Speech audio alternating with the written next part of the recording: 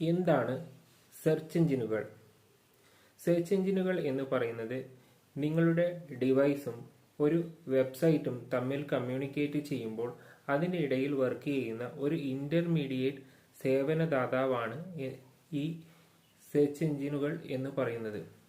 ഏറ്റവും പ്രധാനപ്പെട്ട search engine എന്ന് പറയുന്നത് നിങ്ങൾക്ക് എല്ലാവർക്കും അറിയാവുന്നതുപോലെ ഗൂഗിൾ തന്നെയാണ്.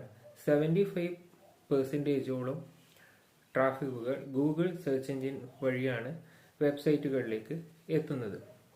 മറ്റു പ്രധാനപ്പെട്ട സെർച്ച് എഞ്ചിനുകൾ ഏതാണെന്ന്, ഏറ്റവും പ്രധാനപ്പെട്ട സെർച്ച് എഞ്ചിൻ എന്ന് പറയുന്നത് ഗൂഗിൾ തന്നെയാണ്. 70-80% ട്രാഫിക്കും ഗൂഗിൾ സെർച്ച് എഞ്ചിൻ വഴിയാണ് പോകുന്നത്.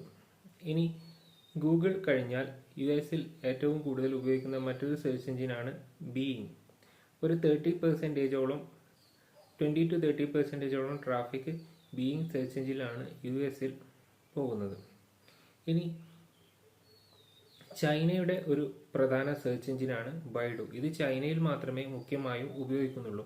ചൈനയ്ക്ക് എല്ലാ ഡിജിറ്റൽ പ്ലാറ്റ്ഫോംസിലും അവരുടേതായ നിയന്ത്രണങ്ങൾ ഉള്ളതുകൊണ്ട് അവിടെ ഏറ്റവും കൂടുതൽ ഉപയോഗിക്കുന്നത് ബൈഡു എന്ന് പറഞ്ഞ ചൈനയിൽ പോപ്പുലർ ആയിട്ടുള്ള ഒരു വെബ്സൈറ്റാണ്.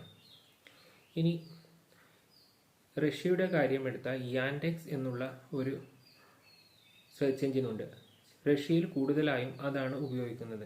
പക്ഷേ അവിടെ ഗൂഗിളും അലൗഡാണ്. ഗൂഗിളും കുറെ യൂസ് ചെയ്യുന്നുണ്ട്.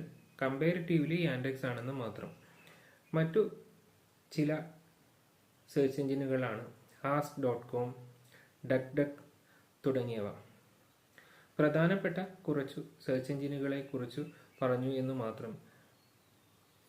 ഇത്രയൊന്നും പ്രാധാന്യമില്ലാത്ത മറ്റു പല സെർച്ച് എഞ്ചിനുകളും ഉണ്ട്. സെർച്ച് എഞ്ചിനുകളെ കുറിച്ച് ഒരു ജനറൽ ഐഡിയ ക്രിയേറ്റ് ചെയ്യുക എന്നുള്ളതാണ് ഈ ഒരു ഷോർട്ട് വീഡിയോയുടെ ലക്ഷ്യം. ഡിജിറ്റൽ മാർക്കറ്റിംഗുമായി ബന്ധപ്പെട്ട കൂടുതൽ കണ്ടന്റുകൾക്ക് നിങ്ങൾ കേൾക്കാൻ താല്പര്യമുണ്ടെങ്കിൽ ഈ ഇൻസ്റ്റാഗ്രാം പേജ് ഫോളോ ചെയ്യൂ.